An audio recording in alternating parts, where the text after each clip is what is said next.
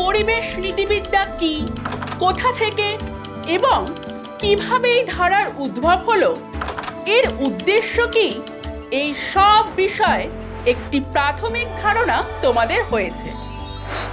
আজ আমরা পরিবেশ নীতিবিদ্যার বিষয়বস্তু সম্পর্কে জেনে নেব। খুব স্বাভাবিকভাবেই পরিবেশ নীতিবিদ্যার আলোচ্য বিষয় যে পরিবেশ কেন্দ্রিক হবে তাতে কোনো সন্দেহ নেই। হ্যাঁ, পরিবেশ এবং পরিবেশের সঙ্গে প্রত্যক্ষ ও পরোক্ষভাবে যুক্ত সমস্ত রকম উপাদানের সঙ্গে মানুষের যে ক্রিয়া প্রতিক্রিয়াগত সম্পর্ক, সেটিই হলো পরিবেশ নীতিবিদ্যার মূল আলোচ্য বিষয়।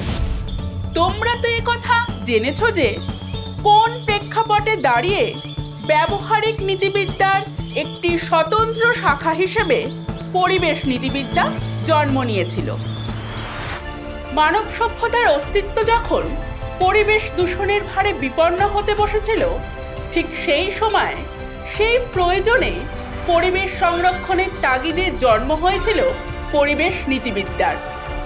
এখান থেকেই এর মূল আলোচ্য বিষয়ও জন্মলাভ করেছিল, তা হলো পরিবেশ সংরক্ষণ। পরিবেশ নীতিবিদ্যাই আমাদের শিখিয়েছিল যে পরিবেশকে সংরক্ষণ করা হলো আমাদের নৈতিক কর্তব্য, কারণ মানুষ তার স্বার্থে পরিবেশের যে অবনমন ও প্রাকৃতিক সম্পদের বিনাশ ঘটিয়ে চলেছে, তার ফলে মানব সভ্যতা অবলুপ্তির পথে ক্রমশ এগিয়ে চলেছে। ভাবছ তো যে পরিবেশের অবনমন, প্রাকৃতিক সম্পদের বিনাশ, এগুলোর মানে কি? দেখো, বনভূমি ধ্বংস, অতিমাত্রায় কৃষিজ ফসল উৎপাদনের জন্য রাসায়নিক সার প্রয়োগ, ক্ষতিকারক কীটনাশকের ব্যবহার, জীবাশ্ম জ্বালানির ক্রমবর্ধমান প্রয়োগ, জলাভূমি ধ্বংস ইত্যাদি কারণে প্রাকৃতিক ভারসাম্য ক্ষতিগ্রস্ত হয়। পরিবেশের এই ক্ষতিকে বলে পরিবেশের অবনমন বা এনভায়রনমেন্টাল ডিগ্রেডেশন।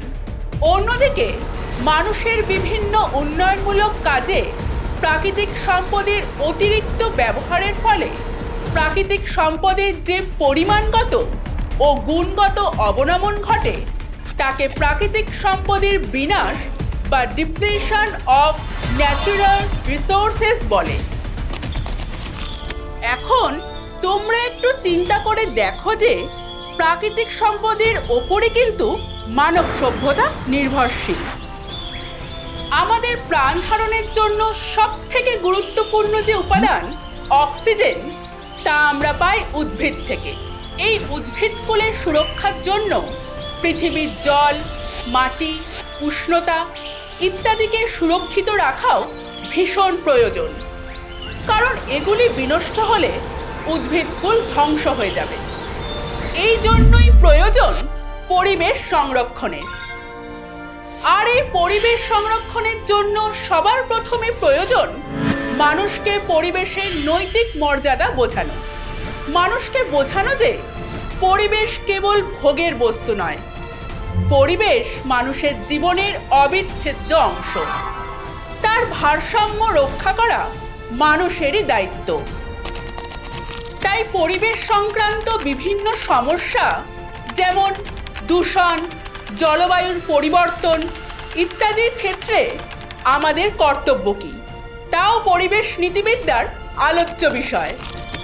আবার দেখো, মানুষের মতো উদ্ভিদকুল ও মানবেতর প্রাণীকুলের নৈতিক মর্যাদা আছে কি নেই, বা উদ্ভিদকুল ও প্রাণীকুলও মানুষের মতো স্বগত মূল্যবান কিনা, এই বিষয়ে বিস্তর মতপার্থক্য রয়েছে।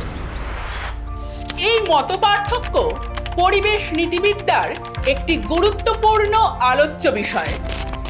তবে মানবিক দৃষ্টিভঙ্গি থেকে বলতেই হয় যে প্রকৃতিতে মানুষের যেমন মূল্য রয়েছে, ঠিক সেই রকমই উদ্ভিদ ও প্রাণীকুলেরও সমান মর্যাদা বর্তমান।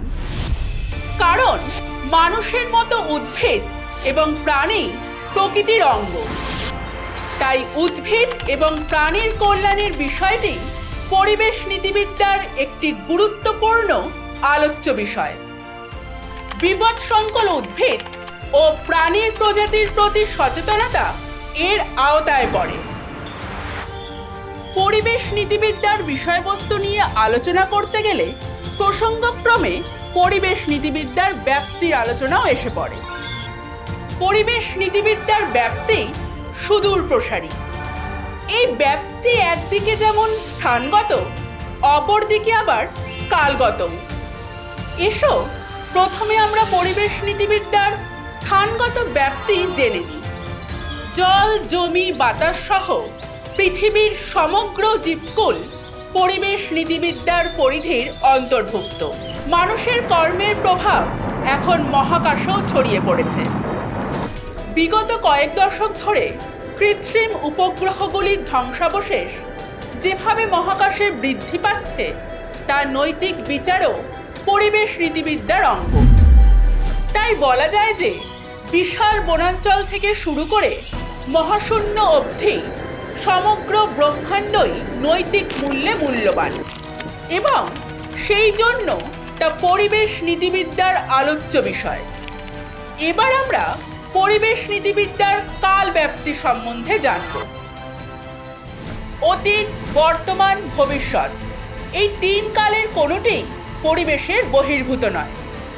অতীত জীবনে পরিবেশ সংক্রান্ত নীতিবোধ কতটা প্রাধান্য লাভ করেছিল, আদিম অরণ্যবাসী জীবনের পরিবেশ চেতনা আজকের দিনে কতটা প্রাসঙ্গিক, এই সব প্রশ্ন পরিবেশ নীতিবিদ্যার আলোচ্য বিষয়।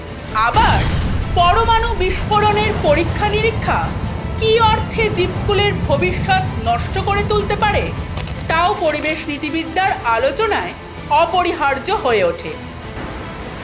তাহলে আজকের ক্লাসে আমরা পরিবেশ নীতিবিদ্যার আলোচ্য বিষয়গুলি জানলাম।